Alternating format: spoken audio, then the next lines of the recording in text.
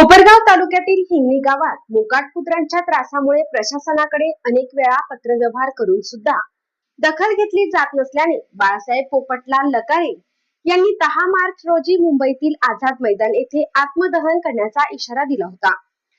सदर मोकाट कुत्र्यांचा लवकरात लवकर बंदोबस्त करू याविषयी कुत्रे पकडण्यासाठी पथकाची मागणी करणारे पत्र गटविकास अधिकाऱ्यांनी कोपरगाव नगर परिषद आणि शिर्डी नगर परिषद यांच्याकडे दिले असल्याने दृष्टीहीन बाळासाहेब पोपट लकारे यांनी आपला निर्णय सध्या स्थगित केला आहे।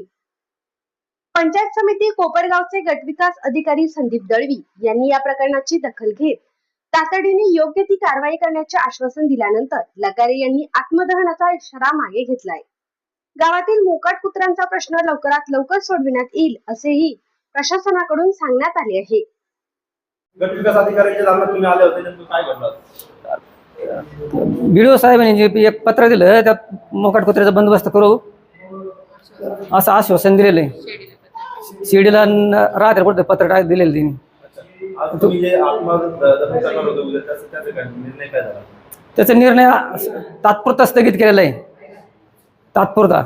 त्यामुळे तुम्ही आत्मदहनाचा इशारा दिला होता, आज तुमच्या कार्यालयात आले होते, नेमकं काय झालं? बाळासाहेब पोपट लकारे हे हिंगणीच्या बाजूला जे वनक्षेत्र आहे त्याच्यामध्ये साधारण 1.5 किलोमीटर अंतरावरती अतिक्रमण करून वन विभागाच्या क्षेत्रामध्ये राहतात आणि त्यांचा याबाबत अर्ज आला होता की मोकाट कुत्रे त्यांच्या बकऱ्यांना पकडतात, मोकाट कुत्र्यांचा त्रास आहे। तर त्या अनुषंगानं आमच्या कार्यालयाचे विस्तार अधिकारी श्री तोरवणे यांनी जाऊन प्रत्यक्ष पाहणी केली आणि ते ज्या अतिक्रमणात राहतात तिथं त्यांचा शेणखताचा व्यवसाय आहे आणि वनजमीन असल्यामुळे मोठ्या प्रमाणात वनक्षेत्र आहे 3-4 गावचं।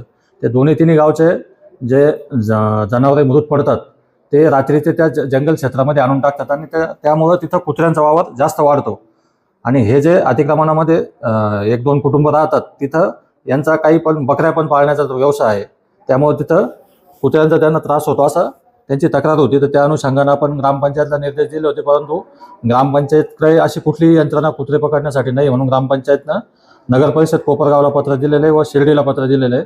त्या अनुषंगानं मी सुद्धा कोपरगाव नगर परिषद आणि शिर्डी नगर परिषदला मॅनपॉवर उपलब्ध करून हे कुत्रेचा बंदोबस्त करण्याबाबत लेखी कळवलेले उपलब्ध होताच नागरिकांच्या या तक्रारीचा निपटारा करण्यात येईल।